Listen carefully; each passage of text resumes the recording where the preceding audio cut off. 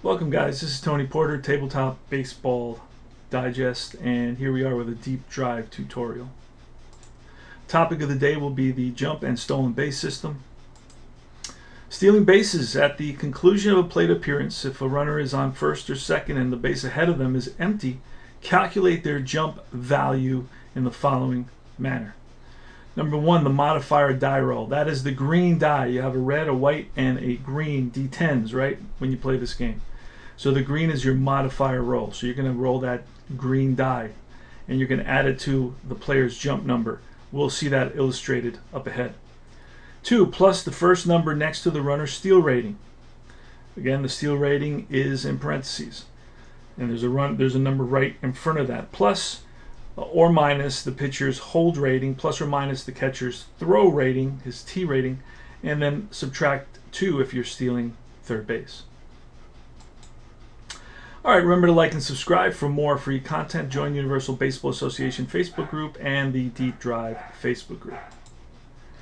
Here's a base stealer versus a non-base stealer, and where you can find those numbers in the 1975 set. You get all the players. The cards are clean and crisp and uncluttered looking. You have a little elements of Stratomatic and APA in that the number's big, the name is big, right?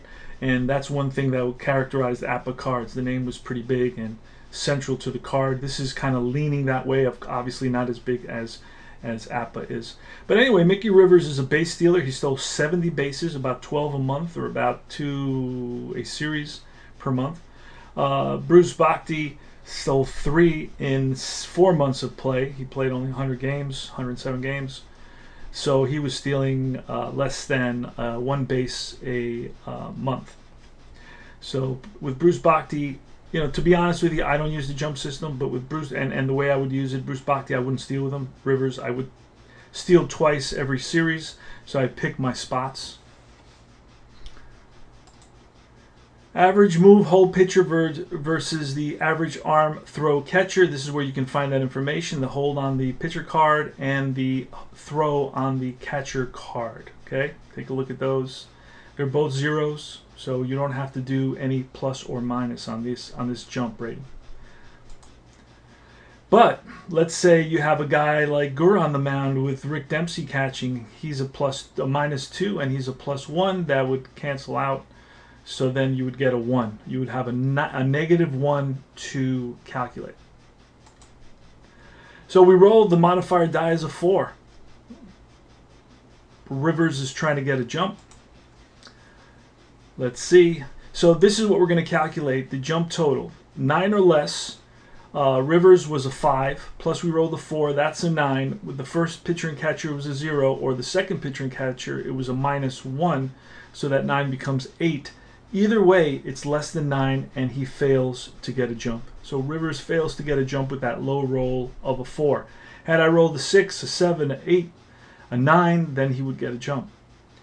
10, had I rolled a 10, the offensive manager, or the total combined number, if the total combined number had been a 10, the offensive manager chooses whether to steal or not. 11, the runner goes. And 12 or more, the runner attempts to steal. If the base runner attempts a stolen base, calculate their save chances in the following way. So now we're looking at the number in parentheses, the runner's steal number, plus or minus the pitcher's hold, plus or minus the catcher's throw. Let's look at some examples of that.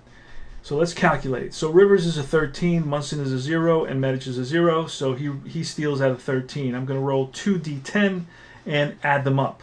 If they're 13 or less, he steals safely. There he goes. Let's calculate in case there's a better pitcher with a better move to first base. 0 for Munson, but -2. That 13 becomes an 11. Now let's roll. It's an 11. So in both cases, River steals. 13 in one and an 11 in the other. And we roll an 11, so it's still equal to or less than, right? So Rivers does steal in both cases. All right, let's calculate again here with Munson and Medic. It's 0-0. Rivers is stealing at a 13. But if it's Gura, his 13 would become an 11. Let's roll again. It's a 6 and a 2. It's an 8. It's still under the 11. There he goes. The throw down, not in time. Let's look at one other thing on Munson's card. He's a 1 catcher, by the way. 1 catcher.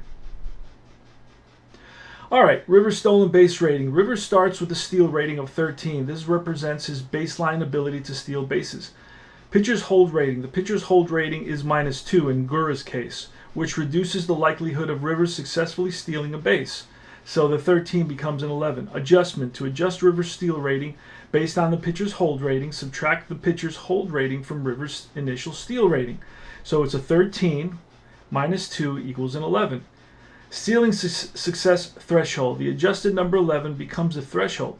Rivers must meet or be under to successfully steal a base. In both cases, he was. In our scenario, Rivers successfully steals in both examples because the result, our rolls, is equal to or less than 11 or Rivers' adjusted steal rate. Conclusion. Throw 2 dice and add them together. This will yield the result between 0 and 18. If the sum is higher than the runner's safe number, they are thrown out attempting to steal. If the number is less than or equal to, which it was in both cases with Rivers stealing, equal to the runner's safe number, they are safe stealing. In addition, if the sum plus the catcher's fielding rating, Munson was a 1, rating is 4 or less, okay, so a catcher overthrow results in an additional base being taken. So in neither case was the total 4 or less. Had I rolled a 1 and a 2 or a 0 and a 2 in those rolls, and plus added the 1 for Munson's ability, catcher's fielding rating, which is the first rating that the catcher has, it's a C, his fielding rating, and then in brackets or parentheses, I think, then it's the throw rating, which is what we were looking at. So anyway, so when you roll really low on those 2d10 that you throw for the stolen base, remember, if it's really low, like a 0-2, 0-3, you check the catcher's fielding. And Munson is a terrible fielder, so if you notice, normal players on your team are going to be 3s. If you notice anybody above the 3, I usually circle it with pencil. And if I notice anybody below the 3, I usually circle that in pencil. You may have 2 or 3 guys like that on a team. All right, remember to like and subscribe for more free content. Join Universal Baseball Association Facebook group and the Deep Drive Baseball Facebook group as well. This is a great game. You can pick it up for $15 PDF. You print as you go. You do need some paper and some printer. You can, I have that because I like PDFs. I get stuff instantaneously. I don't have to wait. I don't have to pay shipping. Saves me a lot of money. I know a lot of us are on Social Security and on pensions and that sort of thing. So if we can save a little bit here and there and still have fun with our hobby, I think that's the way to go. You get all the players. It's, if you watch my replays, you'll see that it's very realistic. There's good realism, good accuracy, good detail, decent detail. It's not an in-depth game. There's some elements of advanced game in it, but it's not an in-depth game. But you will get good balks and wild pitches and pickoffs, and you will get that representative of the season. So that's important to me. It has a little deep drive section on each card, which is really good.